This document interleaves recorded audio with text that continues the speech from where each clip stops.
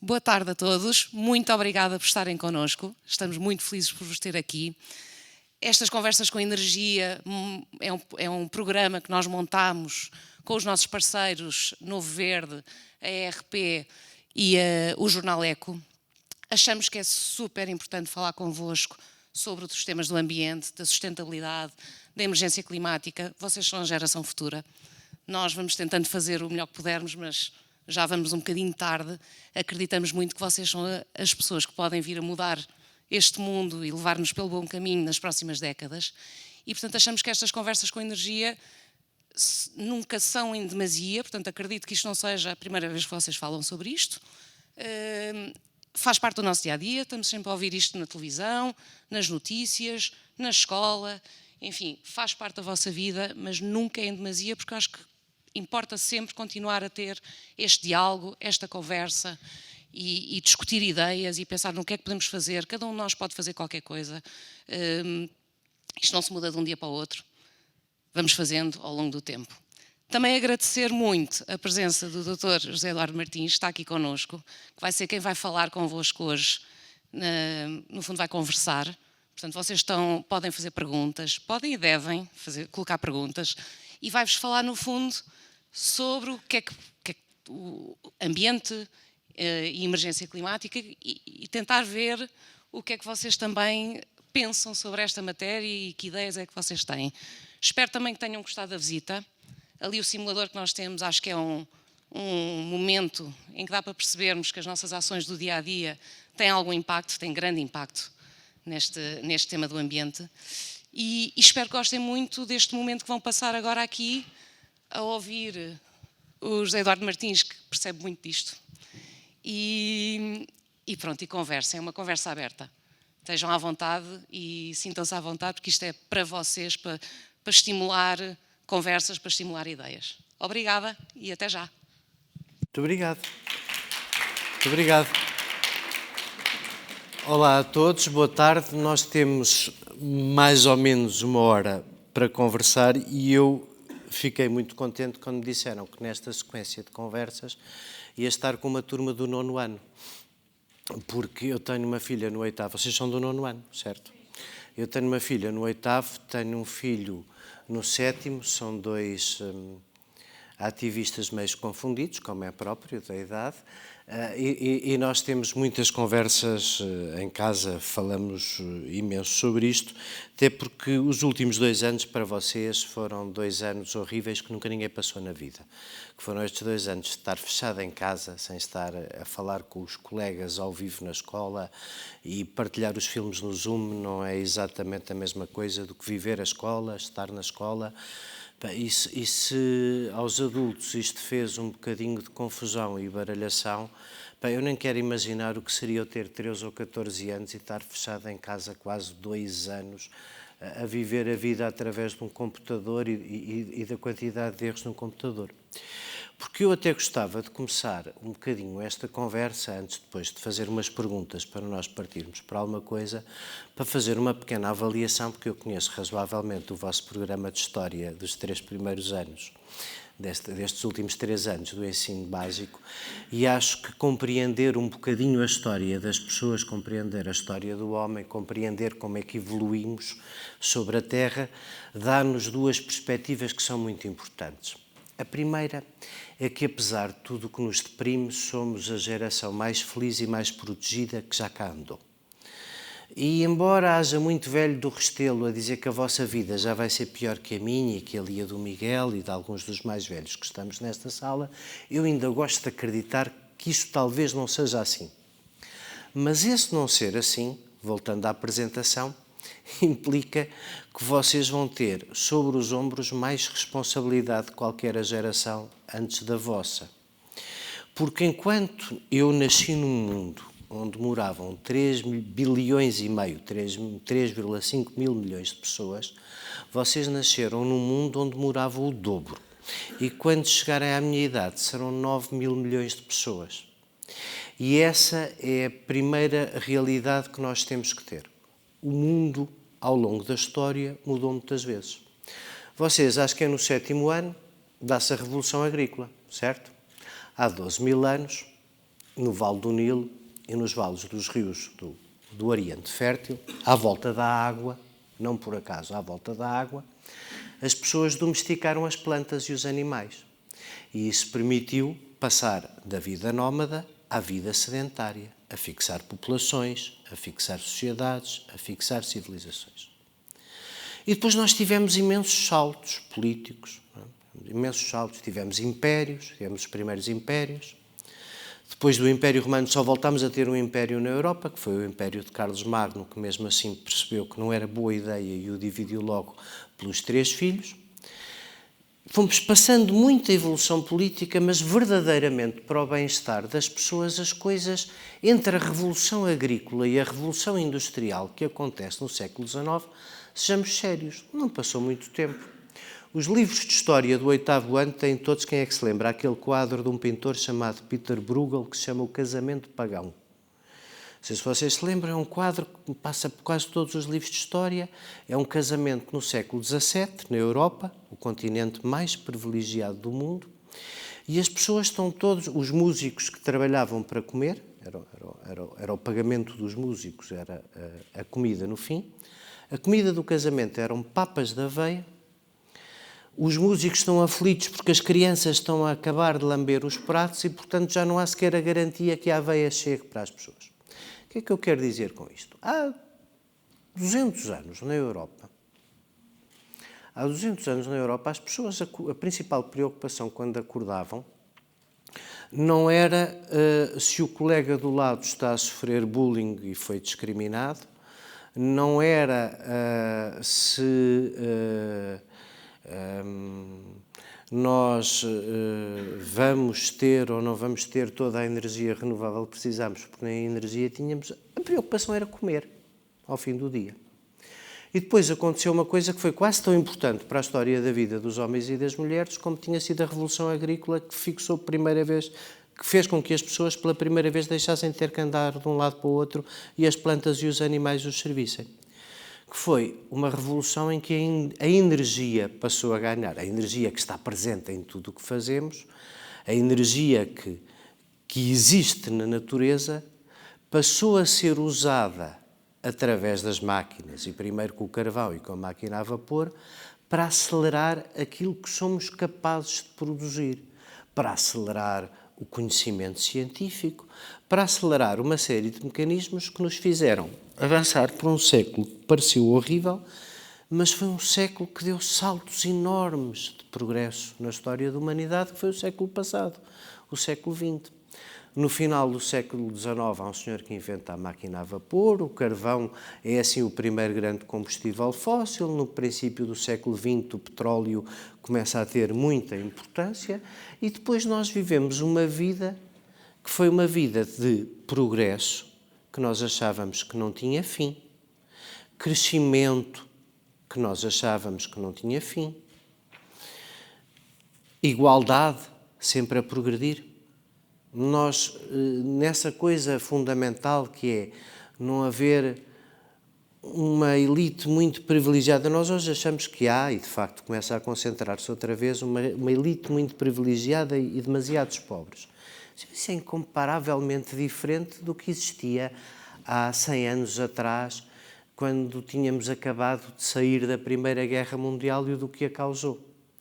A vida dos primeiros anos do século XX parecia uma vida de progresso ilimitado.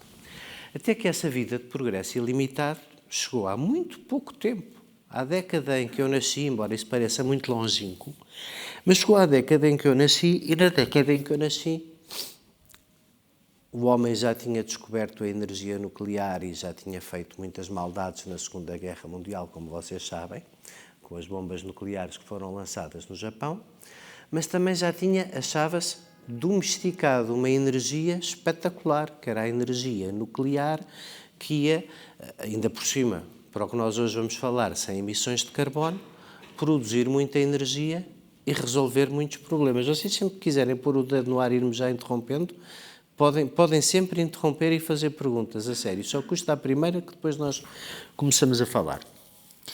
E, portanto, nos anos 60 houve pessoas que começaram a pensar em duas coisas. Em primeiro lugar, esta evolução do uso dos combustíveis fósseis, que não serve só para a energia, serve para uma série de outras coisas, serve para fazer os plásticos, serve para fazer os fertilizantes, serve para fazer uma série de coisas. Os fertilizantes foram brutalmente importantes para aumentar a produção agrícola em massa. E não era só com o nitrato do Chile que se faziam os fertilizantes. Então o que é que aconteceu? Aconteceu que nos Estados Unidos, onde a União Soviética, agora nós voltamos a falar de Guerra Fria e vocês já perceberam que houve um tempo até ali, ao final dos anos 80, quando caiu o muro de Berlim, que o mundo estava basicamente dividido em dois hemisférios. De um lado o hemisfério capitalista, do outro lado o comunista, que nos primeiros anos se conseguiram enganar bem e parecia que competiam, depois não estavam verdadeiramente a competir, porque onde há liberdade e democracia, a transparência faz sempre o crescimento ser mais mensurável, mais sério.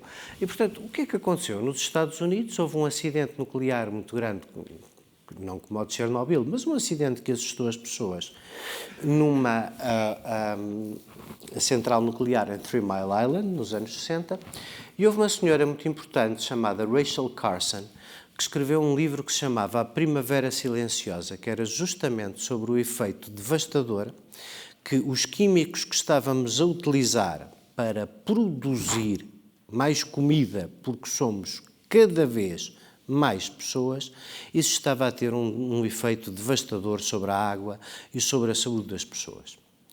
Ao mesmo tempo, em Roma, houve um conjunto de economistas que se sentaram e começaram a questionar uma coisa que nenhum político ainda hoje assume, embora a discussão tenha mais de 60 anos, que é: há ou não há um limite para o crescimento da Terra?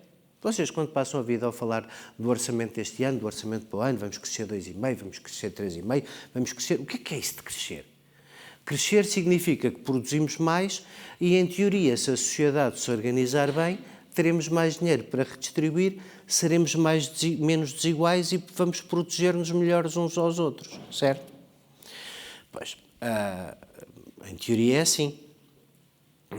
Às vezes não é bem assim na prática, por causa de um conjunto de desvios da política. Mas os limites do crescimento têm a ver com isto. Há um momento em que nós temos que assumir que a Terra é finita, o planeta é só um.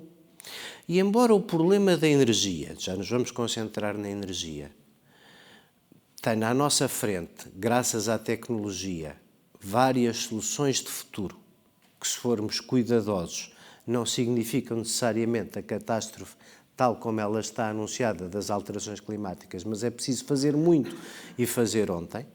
Mas se isso é assim para a energia, não é exatamente assim em relação à maior parte das matérias-primas. E, portanto, há muitos economistas que consideram que se não encararmos que o planeta é só um, e que em 1820 havia, vou falar em bilhões, embora não seja bom português, mas para ser mais fácil, mais rápido, havia 1 bilhão de pessoas. Levámos 100 anos, até ao princípio do século XIX ao século XX, para passarmos aos 2. Os 3 bilhões de pessoas na Terra aconteceram nos anos 60. E de então para cá, duplicaram.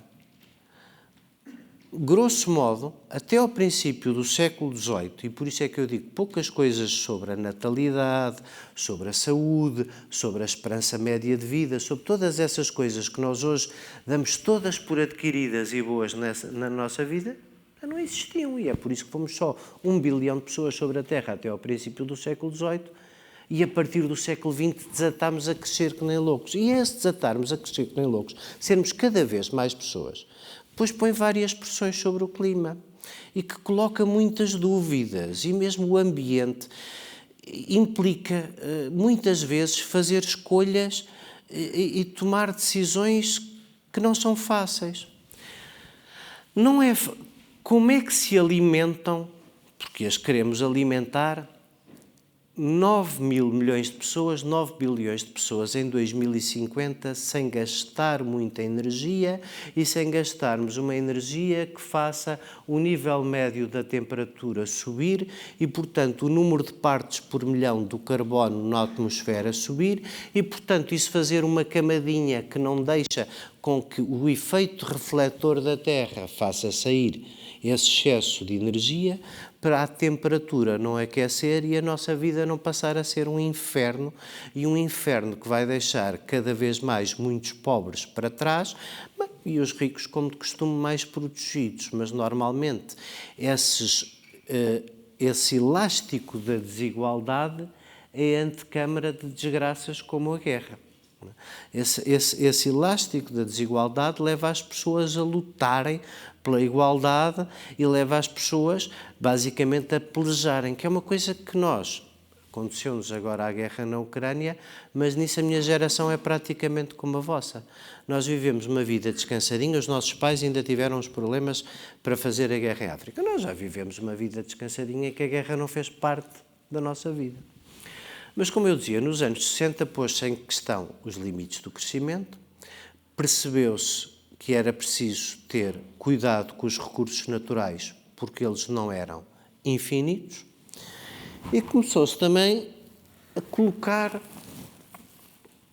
pensar um bocadinho numa coisa que só veio a ser séria mais de 20 anos mais tarde, que é, começou-se a ter a percepção de que o planeta estava a aquecer e que o nosso gasto, se eu falar para aqui é melhor, e que o nosso consumo de energia, com o aumento do número de pessoas, estava a atingir limites em que fazia a poluição crescer de tal maneira, nomeadamente porque a base da produção de toda a energia e também da eletricidade eram os combustíveis fósseis. O carvão, o petróleo e agora mais tarde o gás. Essas três coisas que nós todos os dias agora na televisão ouvimos falar à noite quando ouvimos falar das sanções à Rússia, já vamos falar um bocadinho disso, é basicamente isso que era, e quase só, o feitor quer do mover das máquinas, do mover das fábricas, do mover da revolução industrial e, portanto, de todas as emissões que saíam das chaminés de todas as fábricas, assim como todas as emissões que saíam do tubo de escape dos carros que começaram a existir, assim como todas as emissões que, enfim, no limite, uma lareira a arder também emite CO2.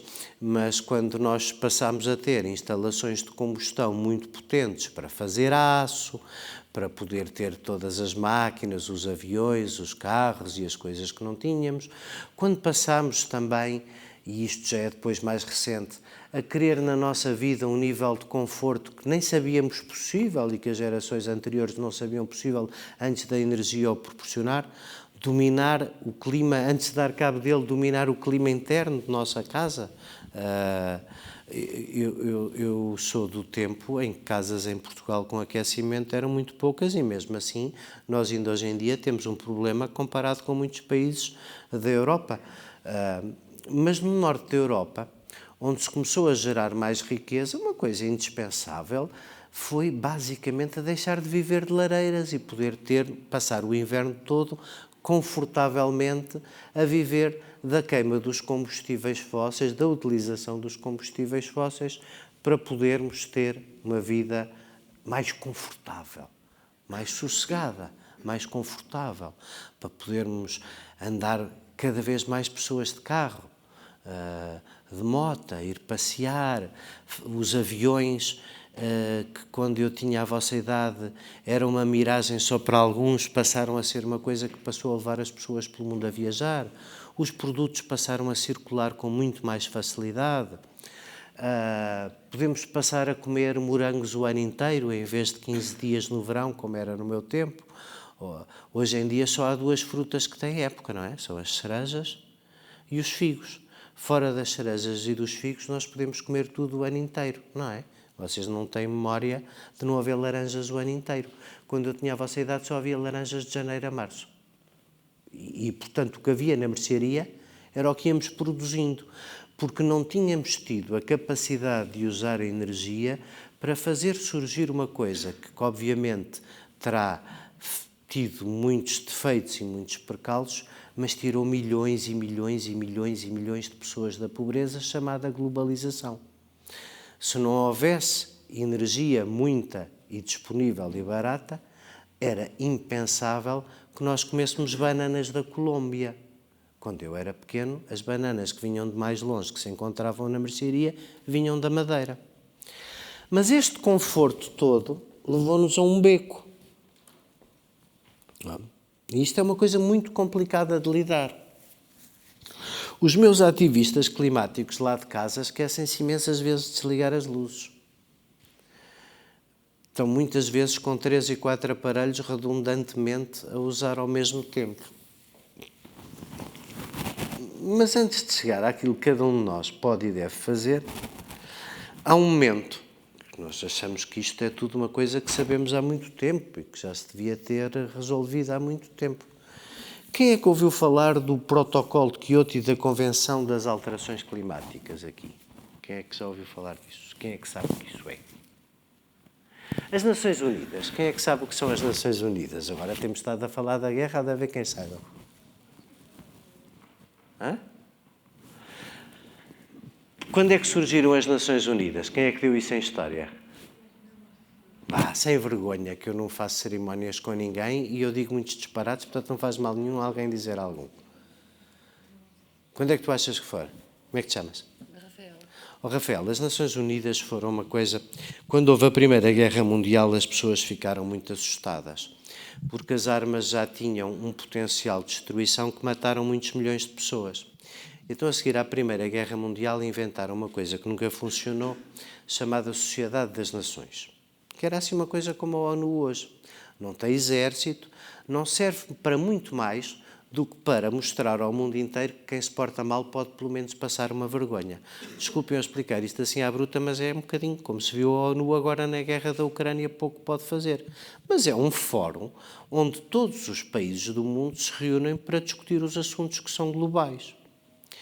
E esses assuntos que são globais não dão origem a um exército mundial, nem a um governo mundial, nem a nenhuma dessas coisas, mas têm vários órgãos, como a Unicef, para proteger as crianças, de que vocês já ouviram falar, e é onde se tenta concentrar algum consenso científico para poder avançar a algum consenso político. Então, o que é que aconteceu? Há um organismo das Nações Unidas chamado Painel Intergovernamental para as Alterações Climáticas. E o Painel Intergovernamental para as Alterações Climáticas começou pela primeira vez a fazer, em vez de ser uma espécie de achismo, os anos estão cada vez mais quentes, os verões estão cada vez mais compridos, o tempo está cada vez mais maluco. Isso é tudo achismo, não é? A evidência sólida para podermos fazer alguma coisa é a ciência. E então o painel intergovernamental das alterações climáticas começa a partir dos anos 80 a medir sistematicamente a temperatura no globo. E ao medir sistematicamente a temperatura no globo, chegou à conclusão de que nós estávamos, pela emissão dos gases de efeito de estufa. Quem é que sabe o que são gases de efeito de estufa? Quem é que já ouviu falar? Um exemplo de um gás de efeito de estufa. Tu, como é que te chamas? Tomás. Belo nome. Como é que se... Tomás, um gás de efeito de estufa, assim de imediato. Qual é o primeiro que a gente fala quando fala de alterações climáticas? É o carbono. É o dióxido de carbono. O carbono que está presente em tudo, mas não é o único gás de efeito de estufa. Deixem-me dar um exemplo. Nós, hoje em dia, temos regras no ambiente sobre poluição atmosférica que lidam com 2 tipos de poluentes atmosféricos. O que nos fazem mal já a todos aqui e os que tanto faz, que seja uma fábrica em Fornos de Algodres, como em Xangai, fazem exatamente a mesma coisa. Os gases de efeito de estufa estavam sobretudo presentes numa coisa horrível que a vossa vida já quase não conheceu. Mas quando eu era pequena, as senhoras, por exemplo, punham todas metalaca, ou usavam-se muitos desodorizantes de spray. E essas coisas todas estavam cheias para poderem funcionar em lata, ter pressão e ser assopradas assim, tinha uma coisa chamada CFCs, uns gases chamados CFCs, que são basicamente 3 tipos. E para vocês terem a ideia do mal que faziam, assim, outro dos gases de efeito de estufa, porque é esta concentração de gases na atmosfera que faz subir a temperatura. E a temperatura sobe pela concentração desses gases, porque como nós usamos muito mais energia, e energia que na sua esmagadora maioria não é limpa, essa concentração de gases na atmosfera faz subir a temperatura. A subida da temperatura é que faz o gelo derreter, o nível da água do mar subir, os eventos climáticos extremos e todas as outras coisas, para que aquela senhora, rapariga, jovem sueca, veio felizmente alertar a vossa geração que é a coisa mais importante, porque boa parte das decisões para mudar os políticos tomam-nas com dificuldade, porque elas significam algum sacrifício para as pessoas. Portanto, se não houver uma opinião pública muito forte na vossa geração que diga eu não quero, quando eu for velho, que o planeta já cá não esteja como eu o conheci para eu respirar, vocês têm que ser a mola que obriga os políticos a fazer as coisas de maneira diferente. E isso tem vindo a acontecer. Mas para teres ideia, os gases, estava a dizer, Tomás, os CFCs, cada tonelada de carbono na atmosfera é o equivalente a 24 mil toneladas de CFCs. Por exemplo, um dos nossos patrocinadores desta sessão de hoje é a RP. O que é a RP faz? Recolhe todos os monos, frigoríficos, equipamentos elétricos e eletrónicos para reciclar. E isso tem um conjunto de coisas que tanto pode ser a bateria de lítio que está dentro deste telefone, como os CFCs que estão no tambor do frigorífico ou no tambor da máquina de lavar, porque ainda há um conjunto de atividades que usam CFCs. O que é um problema com que a RP lida cotidianamente? Tratar os CFCs é uma coisa cara. E, portanto, a maior parte das pessoas, se tiverem um frigorífico a furar o tambor, em vez de uma despesa, têm um ganho. Vão vender metal à siderurgia. Se tiverem que pegar naqueles gases e ir tratá-los, têm uma despesa muito grande. Mas, em princípio, nós organizamos-nos para pagar essa despesa quando compramos o produto. Portanto, temos que ter uma maneira de sermos mais eficazes nisso, porque esse é um dos gases mais pesados. Cada tonelada de CFC equivale a 24 mil toneladas de carbono. E para vocês verem o nível de comparação, qual é o outro grande gás de efeito de estufa? É o metano.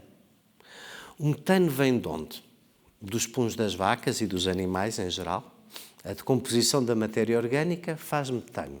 É por isso que no Netflix há aquele documentário, não sei se vocês já viram, o Cowspiracy.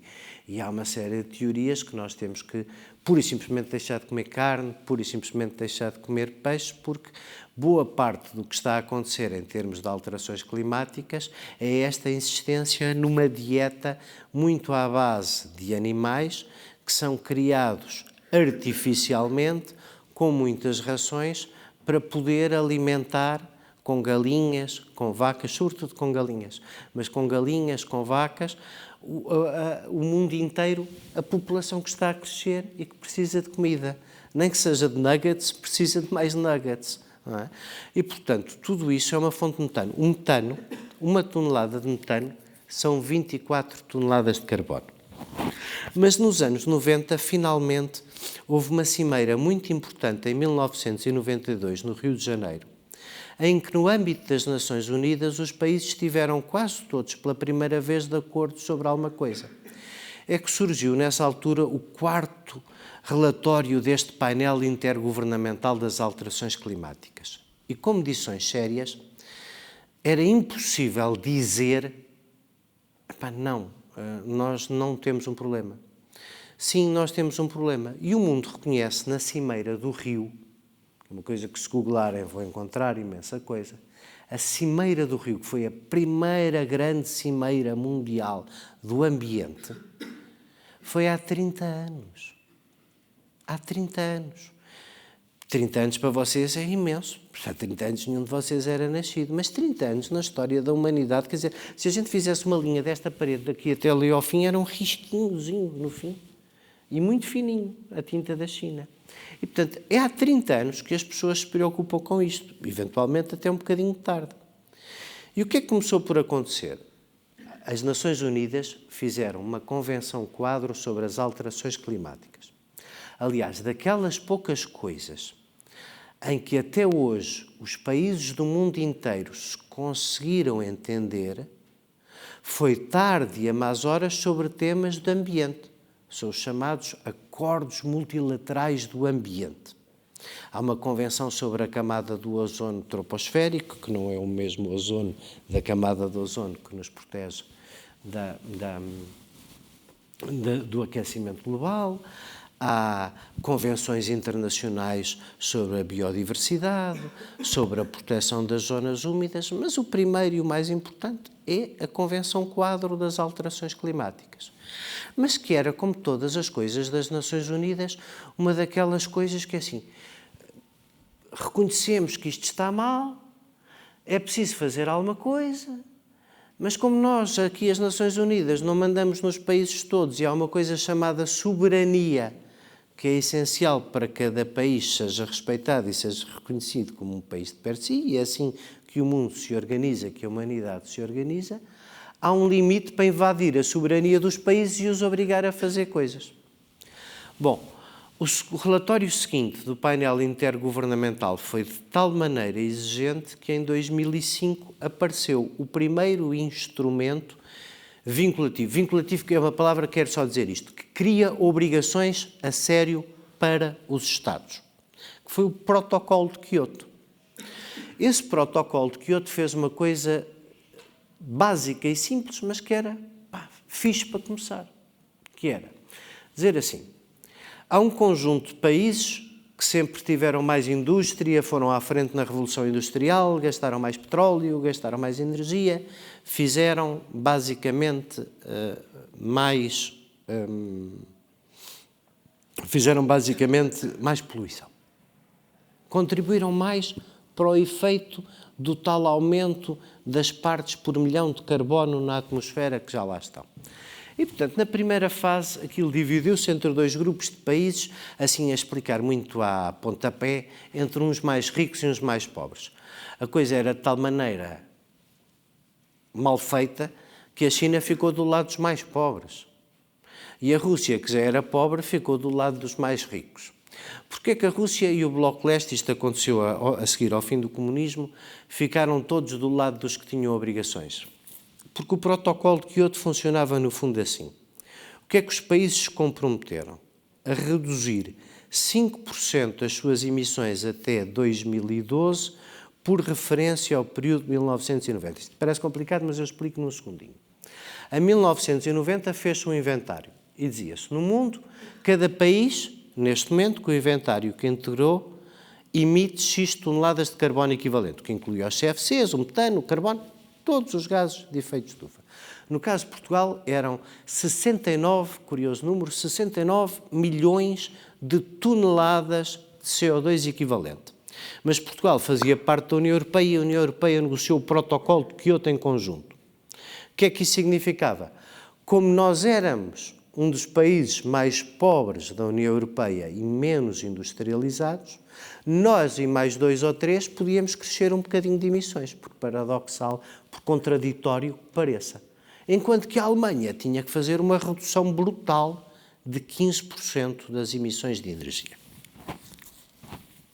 O Protocolo de Quioto nunca chegou a ter sucesso e este mecanismo, que depois previa, entre outras coisas, uma coisa bondosa, mas que acabou por ser um vazar completo das intenções, que era dizer: eu posso ir buscar as licenças de carbono para a fábrica, para a produção de energia que eu quero ter na Europa, se eu for aos países pobres em desenvolvimento e fizer lá um projeto de substituição de uma coisa horrível que eles iam ter a queimar só petróleo, ou a queimar coque, ou a queimar carvão, e eu vou lá, faço um projeto de energia renovável, já estamos a chegar à parte melhor e que interessa, eu faço um projeto de energia renovável, evito que estas emissões lá aconteçam. Este sistema da Convenção e do Protocolo de Quioto dá-me, como se fossem umas ações, uns papéis que valem 1 tonelada de carbono, isso tem um valor e eu posso trocá-las, de maneira que o resultado final mesmo que uns emitem mais e outros emitirem menos, têm um prémio na compra e venda destes direitos de emissão. Bom, eram muito poucos países. Os do anexo 1, que eram os tais que tinham obrigações, tinham um conjunto de países como a Rússia, a Polónia, a Bulgária, todos aqueles que eram do ex-Bloco Leste, tinham desindustrializado. Significava o quê? Nessa altura, em relação ao baseline a que tinham que reduzir, aquilo não era uma verdadeira redução, porque eles já tinham feito a redução. A economia, como tinha colapsado, tinha feito essa redução. Portanto, o que é que eles tinham? Tinham um balão de ar quente para vender. Na prática, foi uma... Vamos lá ver. Tudo se constrói devagarinho nestas coisas que implicam toda a gente no mundo inteiro. Mas não foi um sucesso. E desse insucesso passámos ao Acordo de Paris. Quem é que sabe o que é o Acordo de Paris? O Acordo de Paris foi assinado em 2015 em Paris, também no âmbito das Nações Unidas, e foi uma espécie de reconhecimento que é assim. Bom, isto agora, em 2015, já não temos nenhuma dúvida. Precisamos de mudar o paradigma energético. Quer dizer, este palavrão paradigma, o modelo da energia que produzimos. Precisamos produzir energia de maneira diferente. Precisamos de ter energia para poder ter conforto. Nós não queremos voltar atrás no aquecimento, nós não queremos voltar atrás em ter transporte, nós não queremos voltar atrás em poder viajar no mundo, nós não queremos voltar atrás em poder fazer circular equipamentos e peças pelo mundo inteiro. Nós não queremos voltar atrás no progresso. Mas somos mais pessoas, gastamos mais energia.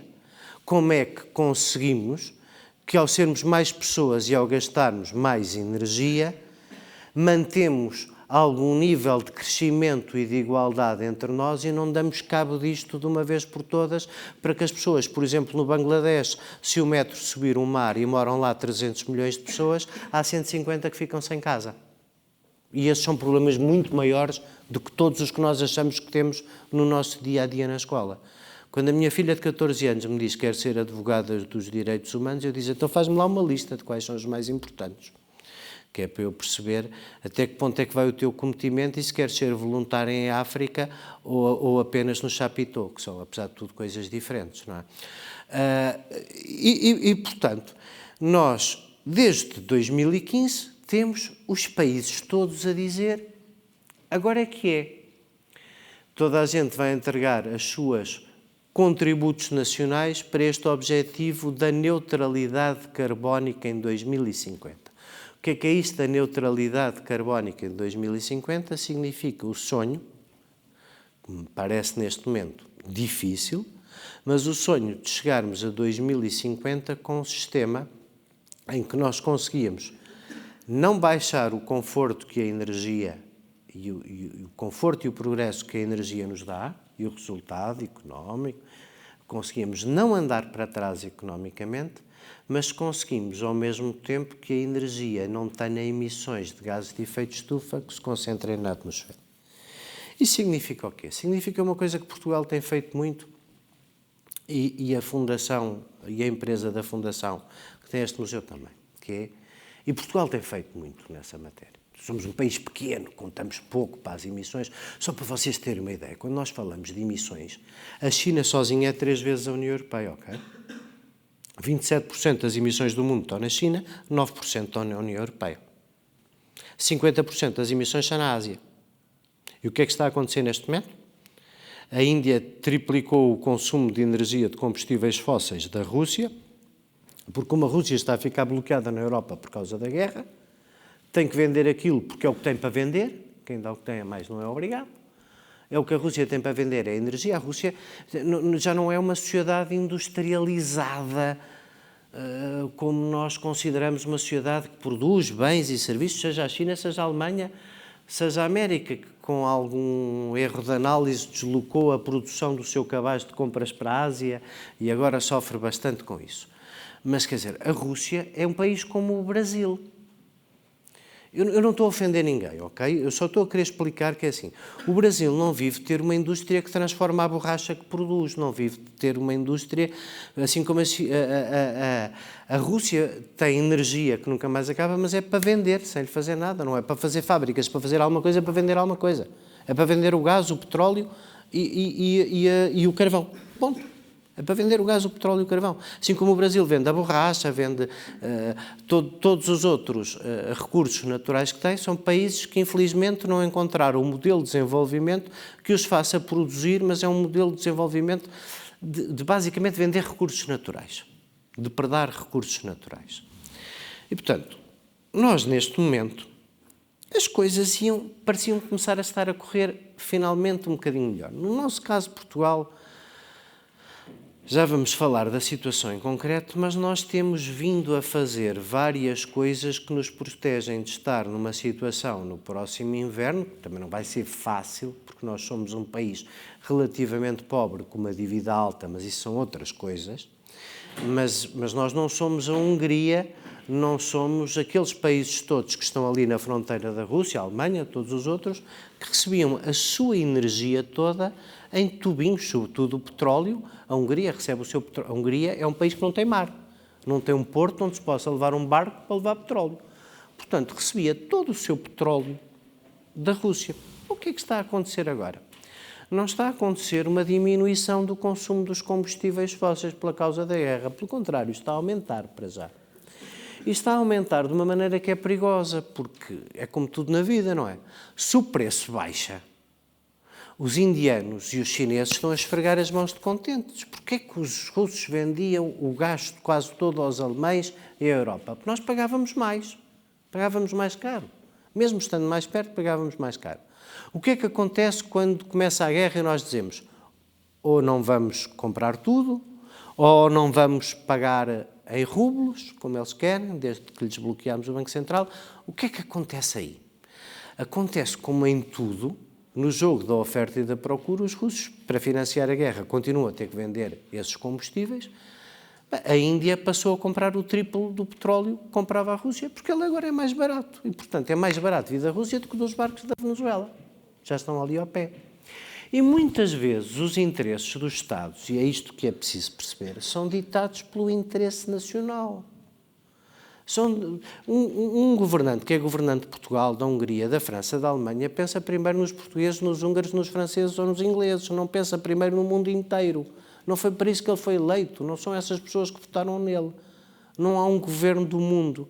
E graças a Deus que não há um governo do mundo, porque senão acabávamos todos como no 1984, que não sei se ainda é leitura obrigatória até ao 9º ano. Acho que não, acho que é já só depois, não é? E, portanto, qual é a situação atual? Depois de 2015 e do Acordo de Paris, todos os países estavam a fazer um esforço para aumentar na sua produção de energia cada vez mais a energia renovável. O que é a energia renovável e em que é que a energia renovável é diferente das outras? Quem é que sabe alguma coisa disto? Uma fonte de energia renovável, quem é capaz de identificar? Tu és a? Energia eólica. É eólica, muito bem. Como é que te chamas? Raquel. Oh, Raquel, que bonito nome. Eólica e mais o quê? O que é que nós fazemos? Mais energia a partir da natureza. Qual é a diferença entre a renovável e a não renovável? Os combustíveis fósseis, seja o carvão, seja o gás associado ao petróleo, seja o petróleo que estão debaixo da terra, embora seja muito difícil, e então para um ignorante como eu, ainda mais, mas seja muito difícil saber quando existe e até quando dura, se não fosse o problema das alterações climáticas e nós tivéssemos petróleo para sempre e ele não emitisse carbono, podia-se usar petróleo para sempre. Não se pode usar petróleo, carvão e gás para sempre por duas razões. Em primeiro lugar, porque há um dia em que acabam. Chama-se o peak oil. E é uma coisa sobre a qual muito poucas pessoas... Há pessoas, quando as pessoas têm muitas certezas, como aquele senhor da RTP, o Rodrigues dos Santos ou outros, convém desconfiar. Porque os verdadeiramente sábios, como este senhor que é agora Ministro da Economia e que é verdadeiramente muito bom, e eu não sou do partido dele, estou à vontade para dizer isto, que é o Costa e Silva, ou o Félix Ribeiro, aquelas pessoas que verdadeiramente sabem e estudam estas coisas em Portugal, têm imensas dúvidas. Desde logo, porque o maior produtor do mundo, a Arábia Saudita, há mais de 30 anos que não dá dados fiáveis a ninguém sobre exatamente o que tem ou que ainda não deixa de ter de petróleo. Portanto, nós não sabemos bem quando é que o petróleo acaba, mas já sabemos que não podemos viver só do petróleo. Tu disseste bem, é eólica. Eólica é o quê? Onde é que vem a palavra eólico? Vem do grego, do Deus? o deus do vento, o Eolus. Portanto, a eólica é a que é feita a partir do vento, que faz gerar uns dínamos numas ventoinhas, e o vento parece que não acaba. É como há um poema muito bonito do Rui Belo sobre o vento, em que ele até descobre o valor do vento. São 80 escudos, porque se lhe partiu a janela. E ele teve que mandar substituir o vidro. E o vento não acaba. Quais são as outras coisas que fazem energia e não acabam? Em princípio, não acabam. A água, claro. A água tem um pequeno problema, não é? Normalmente, como é que se faz a energia a partir da água? Diz, Raquel. As barreiras. As barragens. Barragens. As barragens. Então, e as barragens? É tudo bom nas barragens para o ambiente ou não? É que estas discussões têm sempre dois lados. As barragens travam os cursos naturais. As barragens são lado espetacular e muito bom. Qual é o problema de armazenar eletricidade? Em que é que a Tesla e estes senhores dos carros novos todos competem? Por ter baterias cada vez mais pequenas e cada vez mais eficazes. Ao longo da minha vida, os modelos de armazenamento de energia passaram de caminhões a telemóveis. Ainda assim, um sítio onde se guarda muita energia é na água. É por isso que as barragens hoje têm normalmente associadas a alguma coisa de eólico. Porque as pessoas que consomem energia mais numas determinadas horas, e como calculam, não é à noite, não é à meia da noite que se consome mais energia. Então hoje uma das maneiras de guardar energia é guardar água. É que a mesma água passe 2 vezes pelas turbinas, 3, 4, 5, e que se aproveite a energia da hora de vazio para bombar a água outra vez para cima, porque uma barragem é uma coisa ótima para guardar energia e para ter de reserva. Qual é o lado mau? Uma barragem interrompe o curso natural do rio. E ao interromper um curso natural do rio, se as coisas não forem feitas com cuidado, e hoje em dia, felizmente, já há muitos, no passado não havia tantos, isso pode significar, por isso, simplesmente a morte de um curso de água, como já aconteceu em vários sítios. E, portanto, os ambientalistas adoram mini-hídricas, mas têm, assim, sentimentos diversos sobre a água e as barragens. E mais coisas. Qual é a coisa que nós ultimamente temos usado mais e que tem sido assim mais visível? Diz, Raquel. Painéis solares. Os painéis solares, porque também há outra coisa boa nisto tudo. É assim,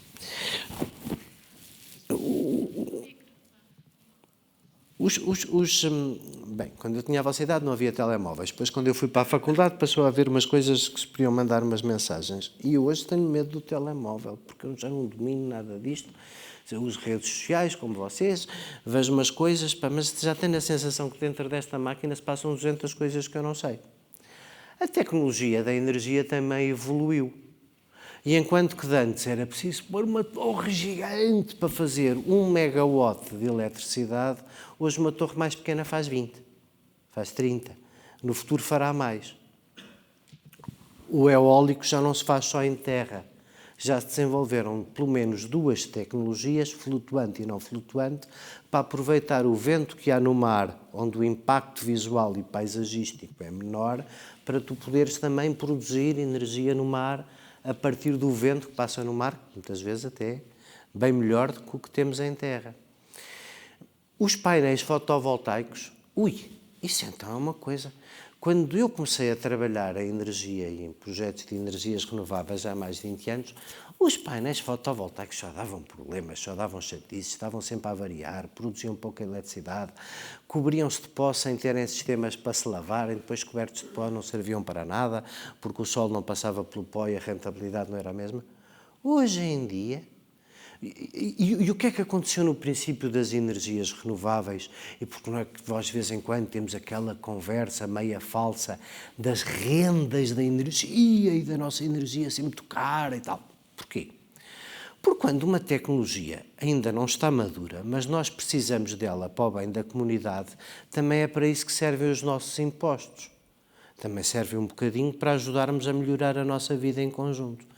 Então, quando ao princípio era difícil, era preciso continuar a investigação tecnológica e científica para fazer estas coisas, houve vários países, Portugal, que tem sido um país moderno, orgulhem-se do vosso país que tem muitas coisas boas, apesar do que nos irrita. Portugal foi um dos países modernos nessa matéria. Estabeleceu uma coisa que era uma tarifa bonificada. O que é que isto quer dizer? Trocado por miúdos é muito simples. Tu vais, como é que te chamas? André, tu vais produzir energia, vais ter um parque e queres vender a tua energia, mas estás com uma tecnologia que ainda é cara, tu vais ter que investir para a pôr lá, vais ter que investir para pôr a torre.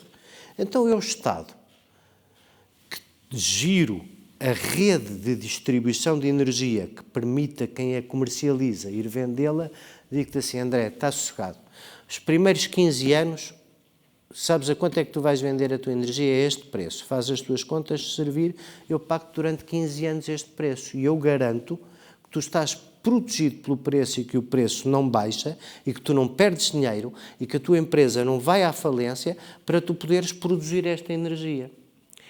Hoje em dia, uma das coisas boas do ano 2022 é que já são muito poucas as energias renováveis que verdadeiramente precisam deste incentivo de, com os nossos impostos, garantirmos ali um preço fixo para comprar a energia durante os primeiros anos. Isso já não é preciso, felizmente. Porque hoje em dia, as tecnologias, e o solar fotovoltaico de que a Raquel estava a falar é o melhor exemplo, são de tal maneira melhores, de tal maneira mais sofisticadas, que hoje já não há razão para pagar alguma coisa ou garantir o preço a alguém que queira fazer um parque. É o contrário. Meu amigo, vá lá fazer o parque e diga lá quanto é que faz desconto para vender a energia à rede de transporte para os comercializadores a poderem ir buscar mais barato. E, portanto, nós chegamos hoje a um ponto em que a guerra na Ucrânia, ao mesmo tempo, coloca um susto muito grande, que é: o que é que vai acontecer ao Acordo de Paris e às alterações climáticas numa altura em que se adivinha mais escassez e mais inflação? Toda a gente vai querer produzir mais barato, toda a gente vai querer, a China, que tem carvão que nunca mais acaba, uma série de...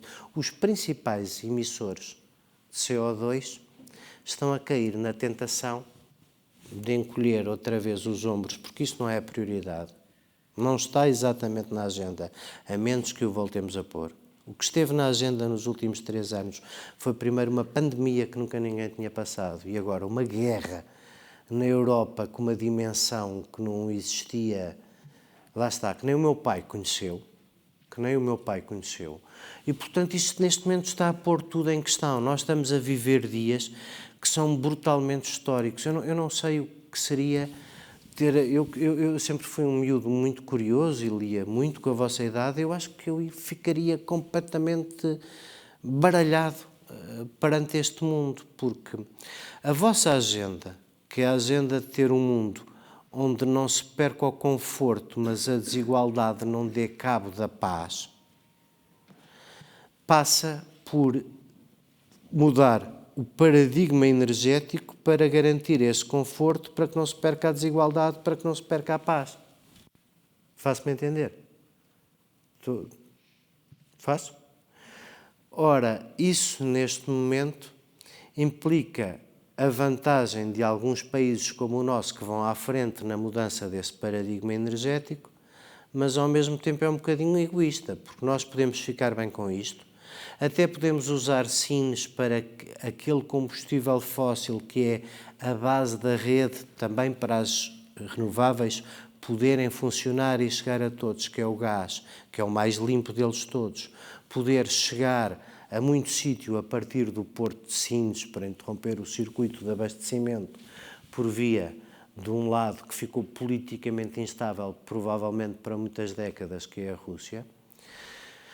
Mas se por um lado há pequenos países a dar grandes passos, como é o nosso caso, vem um grande projeto de eólicos offshore, nós estamos a acabar o Plano Nacional de Barragens, nós temos muitos painéis fotovoltaicos e temos agora a acontecer uma coisa que essa sim é das mais importantes do futuro, que é produzirmos cada vez mais a nossa própria energia. funcionarmos com pequenas unidades de produção de energia que abastecem o nosso bairro, que abastecem a nossa comunidade, que abastecem a nossa fábrica e que são feitas a partir, na maior parte dos casos, de energias renováveis. Este tema de que não sei se já ouviram falar agora das comunidades de energia, mas, por exemplo, há municípios que estão a tentar ligar com painéis fotovoltaicos e uma rede própria todos os edifícios municipais concentrados de Viseu ou de Carregal do Sal. Isso vai fazer com que as pessoas daquela terra paguem mais energia, mas, sobretudo, quando vier um apagão, como uma vez uma cigana já aí fez, e o ano passado tivemos que descobrir umas coisas sobre os contratos de interruptibilidade. Nenhum de vocês vai perceber isto, mas o Miguel sabe exatamente o que eu estou a dizer. O ano passado, no dia 7 de julho, houve um problema que estivemos quase a ter um apagão. Felizmente ninguém percebeu isso.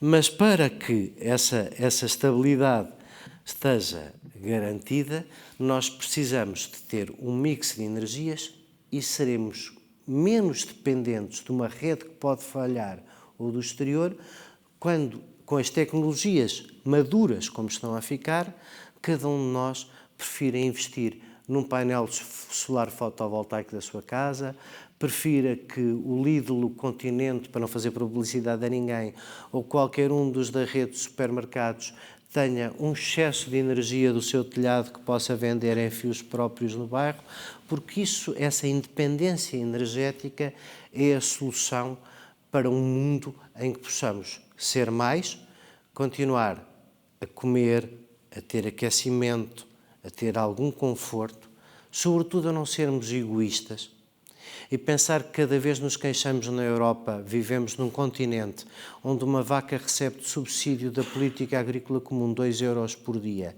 que é menos do que aquilo com que vivem 1/7 das pessoas que estão a viver no mundo, não é?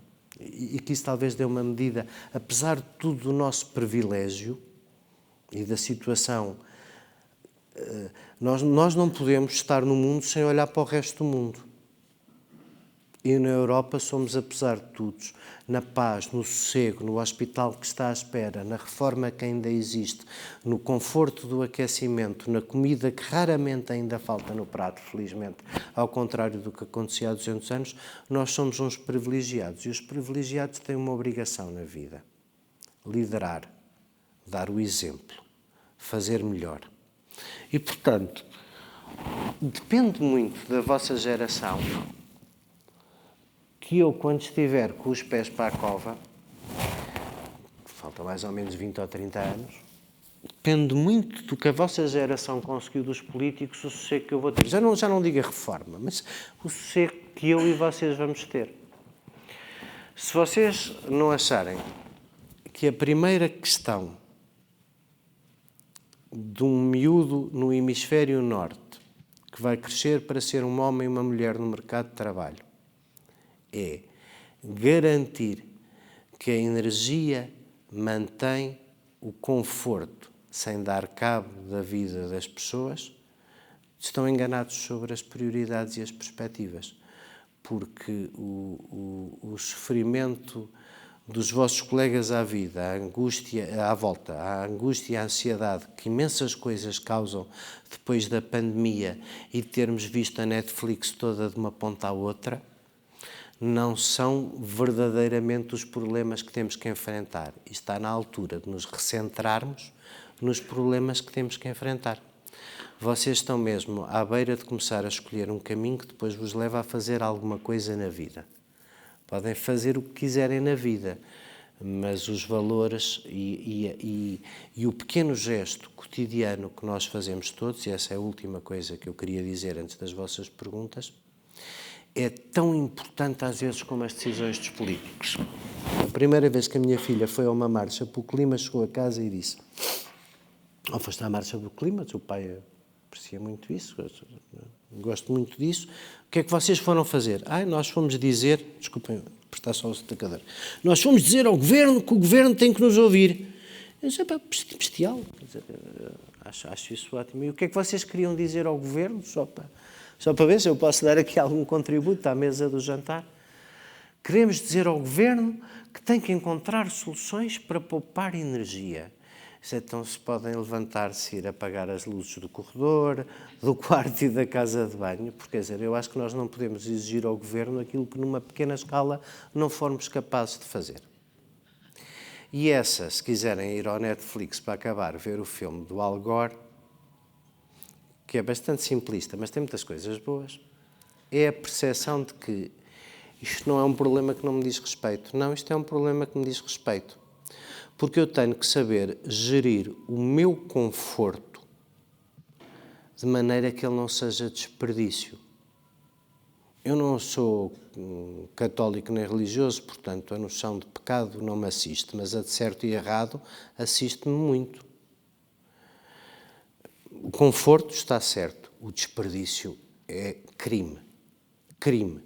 Porque cada vez que nós desperdiçamos, há alguém que tem menos que nós que está a ficar ainda com menos. Cada vez que nós desperdiçamos, há alguém que tem menos que nós está a ficar ainda com menos, não somos nós. A última vez que estive a falar disto, falei para uma turma do Instituto Superior Técnico, e eles tinham feito uma experiência genial que vocês no próximo inverno podem fazer, que é pôr mais um cobertor na cama e baixar 2 graus no aquecimento. Não se perde conforto, mas a poupança é incrível. E, portanto, boa parte desta mudança de atitude significa que, antes do mais, também devemos evitar o desperdício. E para evitar o desperdício, os campeões não são os políticos, somos nós, todos nós, no que fazemos todos os dias, no que gastamos sem ser preciso. Cada vez que nós gastamos alguma coisa sem ser preciso, ela desapareceu de algum sítio e muitas vezes não é possível ser reposta. Portanto, se vocês se preocupam com o futuro, com o vosso, com o dos vossos filhos, com a vida que vão ter, é a partir do 9º ano que as preocupações começam a ser mais sérias. Pelo menos na experiência dos meus 3 filhos, já tenho uma na faculdade, é mesmo a partir do 9º ano. E no 9º ano também é a altura de fazer as perguntas todas e não ter vergonha de as fazer e dizer as coisas mais polémicas e mais eventualmente desafiantes e contem comigo para dar respostas brutas a tudo. Portanto, agora é a vossa parte, perguntas. Pode ser? Foi assim muito chato? Para a Raquel não, os outros, coitados. Então vá, quem é que faz a primeira pergunta? Tem uma coisa que vos esteja a inquietar sobre a energia e a guerra. Só custa a primeira. Raquel, diz lá tu outra vez. Mas a minha mulher chama-se Raquel.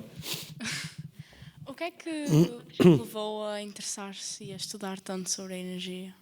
Eu tenho déficit de atenção. Eu não sei assim tanto sobre energia. Eu tenho várias coisas, sabem, quando nós éramos miúdos não era só dos smartphones que não havia. Essa coisa dos aparelhos nos dentes, por exemplo, e ter os dentes todos direitinhos, é uma coisa que apareceu 10 anos depois de eu ser miúdo. Eu já não fui a tempo, já fiquei aqui com o dente torto. Não é? Outra coisa que também não se diagnosticava e que hoje se diagnostica muito aos miúdos são, há psicólogo nas escolas todas. Eu sou uma pessoa com déficit de atenção. Tenho muita dificuldade em concentrar-me o dia inteiro numa só coisa, mecanicamente, ao mesmo tempo. No ambiente e na energia há tanto para aprender que tu podes ter déficit de atenção à vontade, como eu tenho, e conseguires tocar em várias coisas e depois, com o passar do tempo, acabas por aprender. Não é? Quando eu acabei o curso de Direito, eu fui para o curso de Direito porque não tinha grande ideia do que é que queria fazer e, como dizia o meu pai, quem para mais nada tem jeito, pode sempre ir para Direito, não é? É assim um curso generalista, que uma pessoa depois pode ser jornalista, o curso de Direito pode ser uma coisa, ignorante militante, advogado, juiz, muita coisa, pode ser muita coisa com o curso de Direito. Mas eu estava a chegar ao fim do curso de Direito e estava um bocadinho atrapalhado, nada daquilo. O direito penal era divertido, mas tinha fama de ser só para 3 ou 4 advogados. O direito comercial era uma chatice. O direito da família nem pensar. São muitas uma coisa dessas, e, portanto, eu sempre me interessei mais por direito público. E quando eu comecei a acabar a faculdade, coincidiu com este período mágico da Cimeira do Rio e destas coisas todas começarem a acontecer e do ambiente passar a ser uma coisa que se estudava, porque não se estudava até aí. E houve 3 pessoas, um colega que trabalha comigo no meu escritório e um senhor que já esteve aqui muitas vezes e que acho que até veio uma das conversas, que é o Nuno Lacasta, não, mas que esta casa conhece bem, que é o presidente da Agência Portuguesa do Ambiente, e nós os 3 acabámos o curso. Olha, no primeiro ano em que houve o Festival de Paredes de Cora, em 1993. Eu, como nunca falhei a nenhum, é uma data fácil. Nesse primeiro ano, nós fomos os 3 primeiros totós que saímos da Faculdade de Direito para tentar estudar qualquer coisa mais sobre direito do ambiente e direito da energia, porque era uma coisa que ninguém estudava, que não havia. E, portanto, isso fazia de nós uns advogados mais divertidos. Advogados que sabem o que é o lixo, advogados que sabem quais são os problemas da água, advogados que sabem distinguir entre um gás que faz asma e um gás que faz aumentar a temperatura do planeta. Sabes, é daquelas... Para quem vai para o direito, depois de dedicar-se ao direito do ambiente e da energia, há dias que a gente até acorda a sentir-se engenheiro. E essa é a parte que é engraçada. Não chego a usar camisas com bolsos, como os engenheiros, mas é quase. Mais perguntas sem ser a Raquel. Nós, como jovens... Não sei o teu nome. Não sei o teu nome. Matilde. Matilde. Como jovens, que medidas é que nós podemos tomar para ter algum tipo de efeito? Como jovens, vocês influenciam, antes de mais, os vossos pais e vocês influenciam a vossa comunidade. Eu acho que um dos problemas que vocês têm hoje é que, assim, como vocês olham para as juventudes partidárias no liceu e veem uma data de moinas e uma data de gente que basicamente se inscreve naquilo como se podia inscrever quase numa carreira profissional com pouca convicção, vocês desprezam a política em geral. E também não veem grandes exemplos de pessoas que sejam inspiradoras ou verdadeiramente. E, portanto, eu acho que uma ativista como a Greta é uma pessoa muito mais relevante para vocês que um ministro do Ambiente, que eu posso se eu perguntar o nome nem ninguém sabe, até, apesar deste ser um tipo porreiro e bem intencionado. O que é que vocês podem fazer? Vocês, a primeira coisa que têm que fazer é agir enquanto coletivo. Sabem uma coisa que não é falar, reunir, estar, por isso é que a pandemia foi horrível. Não é a mesma coisa que uma petição no Facebook. O Facebook até pode ser um instrumento para juntar as pessoas todas a fazer alguma coisa. Mas eu diria que a primeira coisa que vocês podem fazer era ser agentes da vossa comunidade. Vocês são todos de Gaia, que é um território imenso. Conselho imenso, onde estão desaproveitadas N oportunidades para comunidades de energia. Se a vossa escola for, por exemplo, o campeão da comunidade de energia da vossa freguesia e juntar um conjunto de gente para produzir eletricidade em conjunto, já estão a dar um exemplo ao país inteiro que é extraordinário. Mas, independentemente disso, o que é que vocês podem fazer? Na maior parte dos casos, podem estudar para ter consciência destas coisas e ter comportamentos no cotidiano enquanto consumidores, enquanto pessoas sobre a Terra que não desperdiçam, que têm conforto sem desperdício. O teu primeiro papel ao intervir com o ambiente é o teu papel de consumidora, não é? Isso significa, quando se compra, fazer escolhas conscientes. Olha, eu, por exemplo, não compro nenhuma embalagem que misture 2 materiais. Estamos em 2022, já não há justificação para isso. 7 casos de produtos muito especiais, por razões de segurança, têm que ser embalados. Por exemplo, não compro pilhas que tenham plástico e cartão. Não me gozem. Isto ou é tudo plástico ou é tudo cartão. Andar a fazer embalagens só porque são bonitas, para depois ninguém as poder reciclar e andarmos todos sempre ao tio, que a nossa taxa de reciclagem é baixa. Quando ela, para ser mais alta, tinha que nos sair do bolso, e quando nos saísse do bolso à grande, nós não íamos gostar, é uma coisa que não podes fazer. Portanto, o que é que eu diria? Eu acho que a maneira como consomes e a maneira como influencias a tua comunidade e a maneira como tornas política, não no sentido partidário, mas no sentido de juntar outros à tua volta e não os deixares fechados em casa no Netflix para terem ação sobre a vossa comunidade, é a primeira coisa. Se cada um de nós fechar em casa e achar que tudo acontecerá por si, tudo acontecerá, mas não será dominado por nós.